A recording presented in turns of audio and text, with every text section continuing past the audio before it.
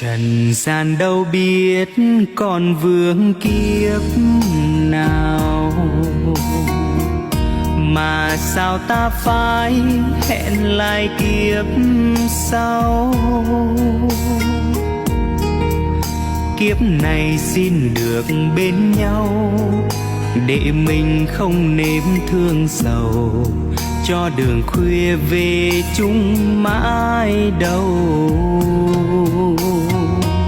Ngày đêm thương nhớ vui trong giấc mộng, người đây kẻ đó tựa ngàn bên sông. Cách biệt khung trời mênh mông, lời yêu xa vắng đôi lòng. Kiếp này gặp được còn trong kiếp